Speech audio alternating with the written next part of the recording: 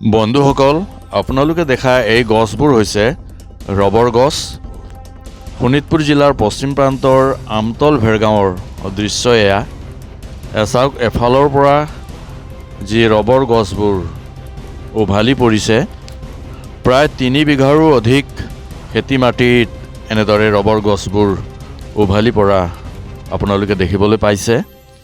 প্ৰবল ধুমুহাই এই গছবোৰ এনেদৰে উভালি পেলাইছে বুলি আপুনি ভাবিছেনে বাৰু? আচলতে ইয়াত কোনো ধুমুহা বৰষুণে এই গছবোৰ এনেদৰে উভালি পেলোৱা নাই। যি গৃহস্থই, যি ৰবৰ খেতিৰ যি গৃহস্থ মালিক, তেখেতে নিজেই JCB লগাই এই গছবোৰ এনেদৰে বগৰাইছে। আৰু আমি শুনিবলৈ পাওঁ যে ৰবৰ যি খেতি, ৰবৰ খেতিৰ পৰা বহুত লাভান্বিত হোৱা বুলি আমি শুনিবলৈ পাওঁ। কিন্তু গৃহস্থইনো এই গছবোৰ এনেদৰে কিয় উঘালিবলগীয়া হ'ল, এই বিষয়ে আমি কথা পাতিম। আৰু কেনেদৰে JCBয়ে এই গছবোৰ উঘালি আছে সেই দৃশ্যও আপোনালোকক আগবঢ়াম।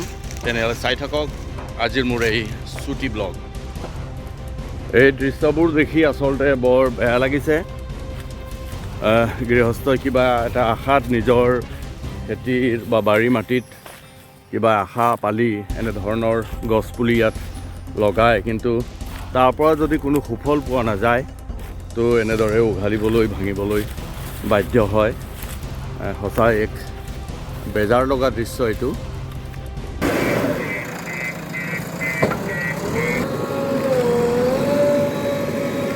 চাওক কেনেদৰে JCBয়ে এডালৰ পিছত আন এডাল গছ ভাঙি আছে।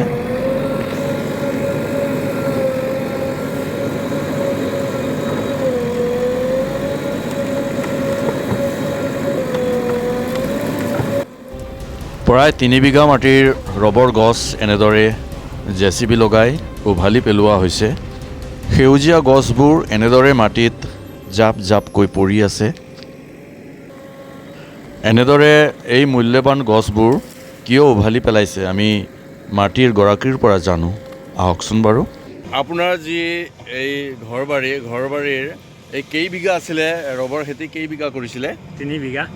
3 বিঘা ৰবৰ খেতি এনেদৰে আজি JCB লগাই উভালিবলগীয়া হৈছে। ইয়াৰ কাৰণটো কি বাৰু?